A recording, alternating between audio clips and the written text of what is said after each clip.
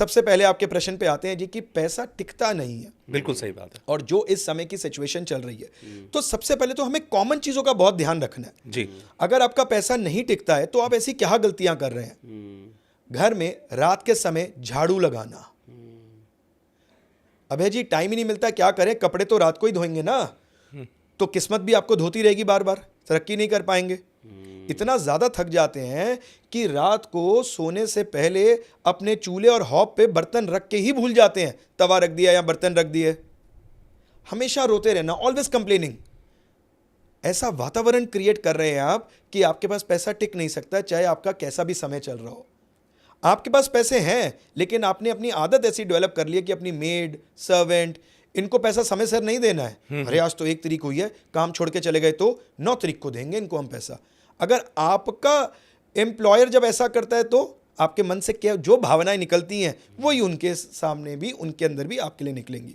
मेरा एक मानना जरूर है तिवारी जी, जीवन में कुछ भी करो, भाग्य परमात्मा देते हैं, उसको पढ़ाई करके उसको एक राइट दिशा देना एस्ट्रोलॉजर देता है। अगर कोई ऐसा कहता है कि एस्ट्रोलॉजर भाग्य नहीं बदल सकता, तो मैं कहता हूं वो एस्ट्रोलॉजर है ही नहीं। फिर ये साइंस बनी क्यों है? क्या आप डॉक्टर के पास जाते हैं ये सोच के कि मेरे को जीवन बढ़ाएगा नहीं बढ़ाएगा, या क्वालिटी ऑफ लाइफ के लिए जाते हैं? कोई डॉक्टर गारंटी ले सकता है कि आप 100 साल के होंगे? कोई डॉक्टर आपको यह पहले बता सकता है कि आने वाले 20 साल बाद यह प्रॉब्लम आपको होने वाली है? तिवारी जी दूर क्या जाना, डॉक्टर की बात उदाहरण में आई है। तो मेरे पास अभी परसों तरसों एक आई स्पेशलिस्ट आए, ठीक, आई स्पेशलिस्ट डॉक्टर थे।